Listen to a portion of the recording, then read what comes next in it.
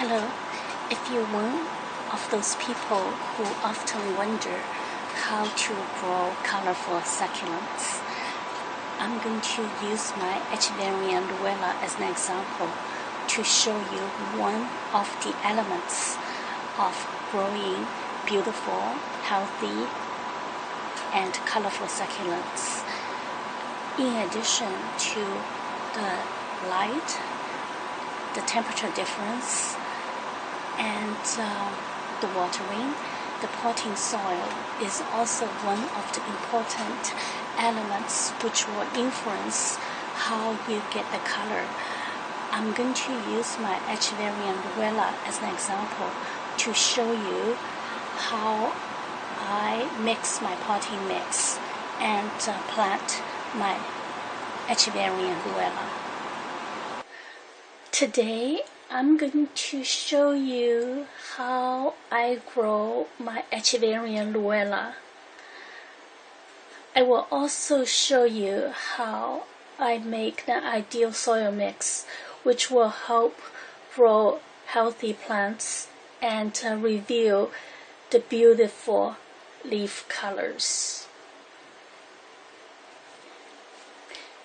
It is relatively easy to grow Echeveria Luella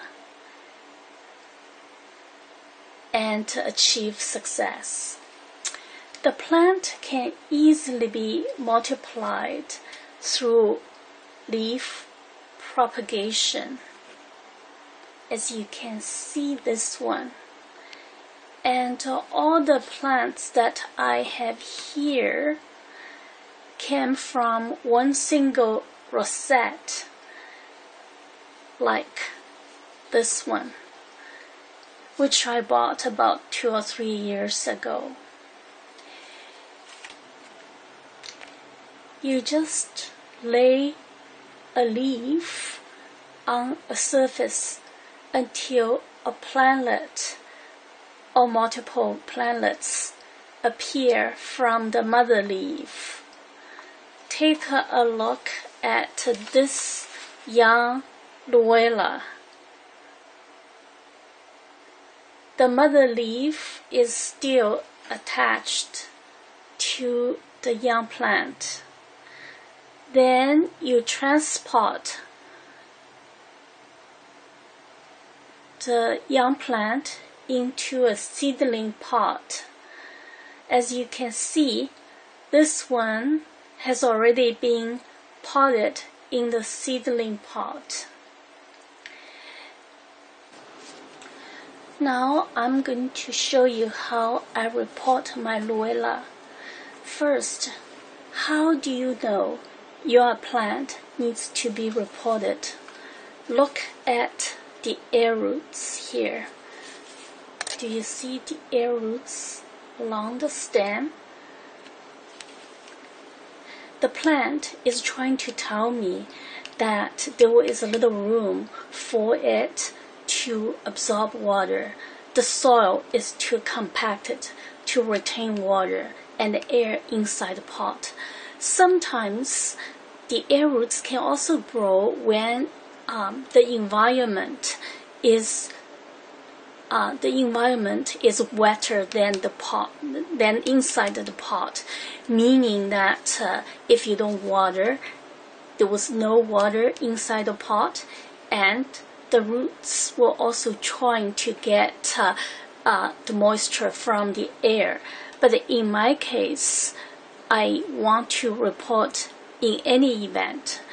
A good thing to start with is before you remove the plant from the pot, it's a good idea to dry the media completely.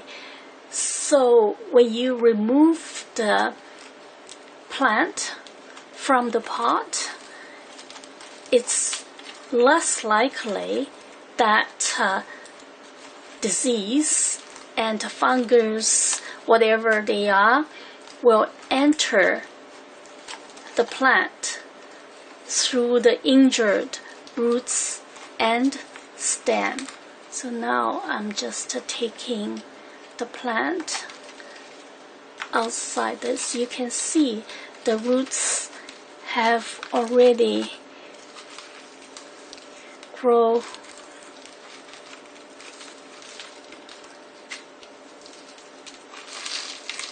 So look at this pot.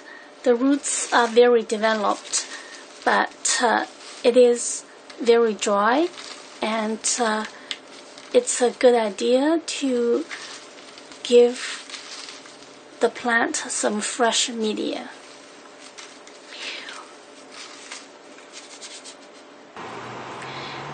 This is the first part of this video. In the second part, I'm going to show you how I remove the roots and make the potting soil mix, as well as finish the transplanting. Thanks for watching. Please come back for more. Bye bye.